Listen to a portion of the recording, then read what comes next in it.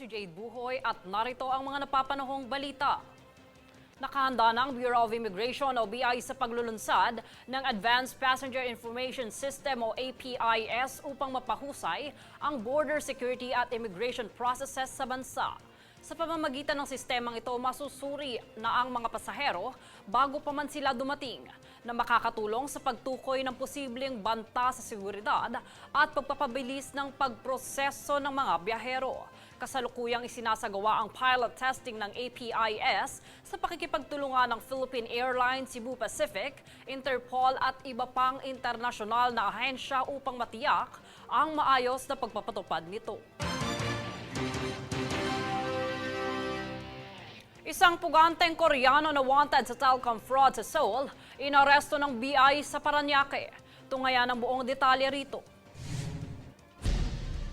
Inaresto ng Bureau of Immigration o BI ang isang South Korean fugitive na si Park Sung-yeon, 24 years old, na wanted sa kasong telecommunication fraud sa South Korea. Nahuli si Park noong ika-27 ng Pebrero sa Bradco Avenue, Parañaque City ng Fugitive Search Unit o FSU ng BI. Ayon naman kay Immigration Commissioner Joel Anthony Viado, si Park ay nananatili sa Pilipinas ng higit sa 2 taon upang takasan ang kaso laban sa kanya.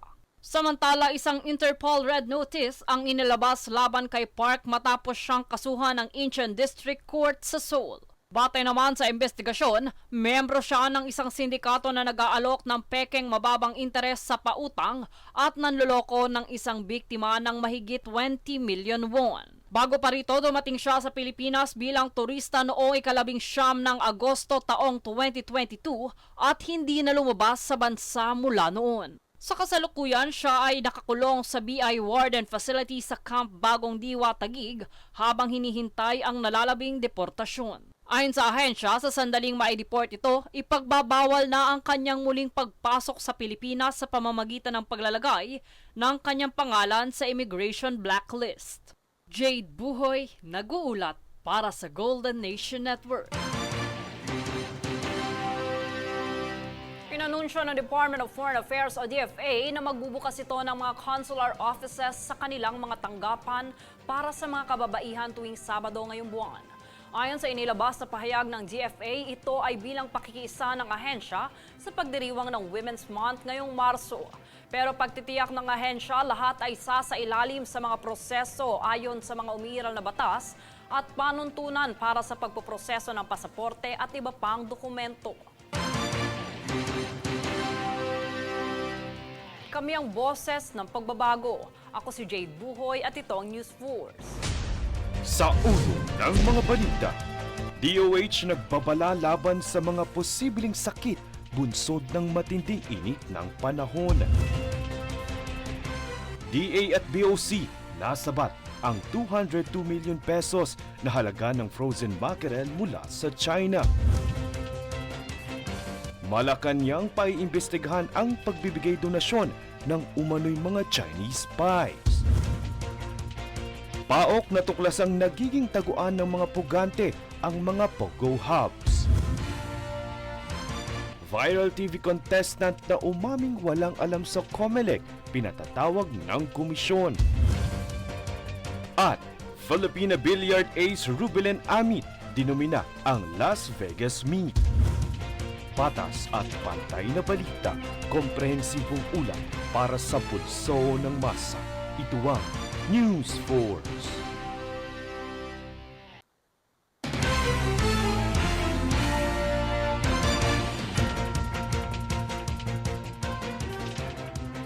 Ako si Jade Buhoy at narito ang mga napapanahong balita. Pinag-aaralan ng Department of Science and Technology o DOST ang mga produktong kabugubatan bilang natural at cost-effective na solusyon laban sa sakit na dulot ng lamok, partikular ang dengue. Ilan sa mga nakitaan ng potensyal ng mga eksperto mula sa DOST Forest Product Research and Development Institute ay ang cinnamon barks, pili at almasiga resins na gagawing insect repellent. Layon ng DOST na makatulong sa pagtugon ng mga problemang pangkalusugan sa pamamagitan ng research and development at pagsulong ng makabagong teknolohiya. Samantala, pinaimbestigahan ng Malacanang ang mga ulat na pagbibigay donasyon mula sa umano'y mga Chinese spies. Partikular na nakatanggap umano ang kapulisan at ilang LGU. Para sa detalye, narito si Francis Riodique. Tiniyak ng Malacanang na sisilipin ito ang mga ulat ng umano'y pagbibigay donasyon mula sa mga Chinese spies. Ayon kay Presidential Communications Office Undersecretary Attorney Claire Castro, iimbestigahan ng palasyo para kumpirmahin kung mabuting motibo nga ba ang nasa likod ng mga donasyon. Ang pahayag na ito ay matapos matuklasang nagbigay donasyon ang 3 Chinese na akusado bilang spy sa LGU ng Tarlac at sa ilang tauhan ng kapulisan. Paglilinaw ni Castro, wala naman umanong masamang magkaloob ng donasyon kung maganda naman ang intensyon nito. Pero kailangan umanong mailinaw kung mayroon pa bang ibang rason ang kaakibat nito. Ayon pa kay Castro, posibleng pinagtatakpan umano ang mga iligal na aktibidad ng mga Chinese ng mga opisyal ng PNP. Ang mga naturang Chinese ay naaresto nito lamang Enero dahil sa pinaghihinalaang intelligence gathering tulad ng mga litrato at mapa ng Philippine Navy sa South China Sea. Kasalukuyan na itong iniimbestigahan ng PNP Criminal Investigation and Detection Group o PNP-CIDG. Francis Riodique, nag-uulat para sa Golden Nation Network. Pinatawag ng Commission on Elections sa COMELEC ang 20 taong gulang na TV contestant sa noontime show na It's Showtime matapos mag-viral ang kanyang sagot na wala itong alam tungkol sa mandato at tungkulin ng ahensya. Nabahala pati ang host ng programa na si Vice Ganda sa sagot ng contestant na si Heart Aquino na bagamat nasa hustong gulang na ay hindi pa rin botante at walang kamalayan sa komisyon. Umani ito ng reaksyon at online debates ukol sa kakulangan ng civic education sa bansa. Samantala, inimbitahan naman ni COMELEC Chair George Garcia si Aquino mula Pampanga na magtungo sa COMELEC upang pagpaliwanagan at pangaralan. Aniya, posibleng maraming kabataan pa ang katulad niya na walang alam tungkol sa ahensya na siyang namamahala ng halalan, kaya naman responsable umano sila sa pagpapaliwanag kung ano ang importansya ng komisyon sa bansa. Kami ang boses ng pagbabago. Ako si Jade Buhoy at ito ang News Force. Sa ulo ng mga balita, DOH nagbabala laban sa mga posibleng sakit bunsod ng matinding init ng panahon. DA at BOC nasabat ang 202 million pesos na halaga ng frozen mackerel mula sa China. Malacanang paiimbestigahan ang pagbibigay donasyon ng umano'y mga Chinese spies. Paok na tuklasang nagiging taguan ng mga pugante ang mga Pogo Hubs. Viral TV contestant na umaming walang alam sa COMELEC, pinatatawag ng komisyon. At Filipina billiard ace Rubilen Amit, dinumina ang Las Vegas Meet. Patas at pantay na balita, komprehensibong ulat para sa pulso ng masa. Ito ang News Force.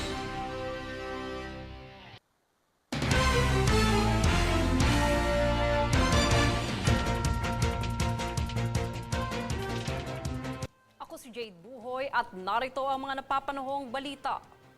Balik biyahe na ang Philippine National Railways o PNR sa rutang Naga patungong Legazpi nitong huling linggo ng Pebrero. 2 ruta muna ang arangkada dahil patuloy pa rin ang pag-repair ng isa pang train set nito na inaasahang dadagdag sa ruta mula Albay papuntang Camarines Sur.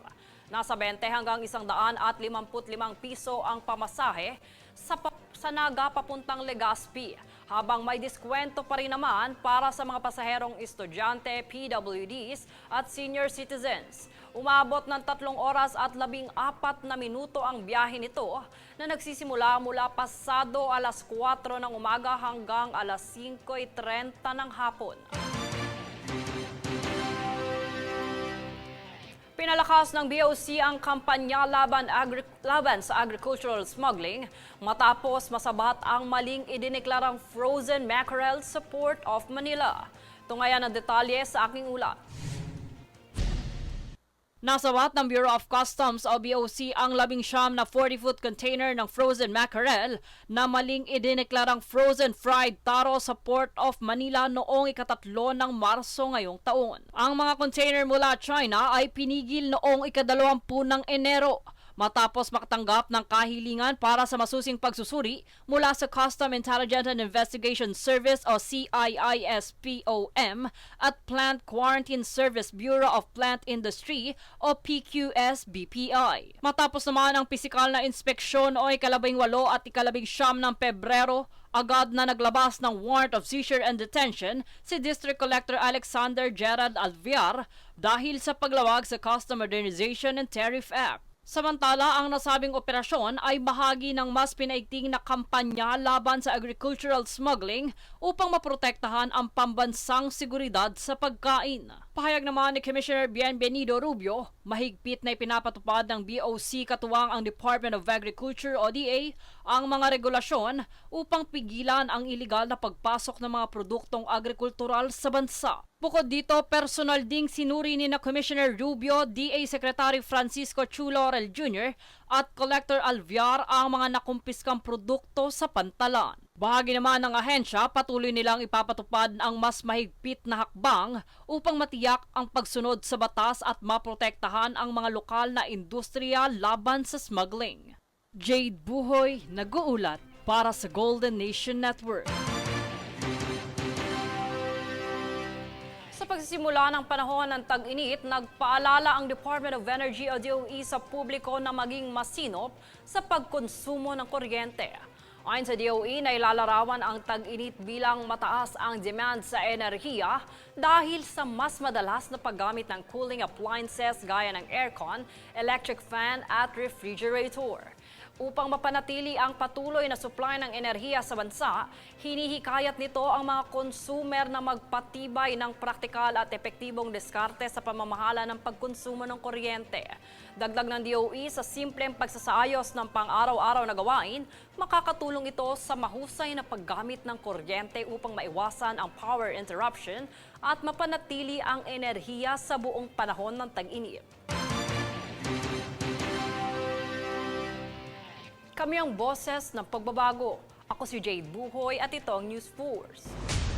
Sa ulo ng mga balita, DOH nagbabala laban sa mga posibleng sakit bunsod ng matinding init ng panahon. DA at BOC nasabat ang 202 million pesos na halaga ng frozen mackerel mula sa China. Malacanang paiimbestigahan ang pagbibigay donasyon ng umano'y mga Chinese spies. Paok na tuklasang nagiging taguan ng mga pugante ang mga pogo hubs. Viral TV contestant na umaming walang alam sa COMELEC pinatatawag ng komisyon. At Filipina billiard ace Rubelen Amit dinumina ang Las Vegas Meet. Patas at pantay na balita, komprehensibong ulat para sa pulso ng masa. Ito ang News Force.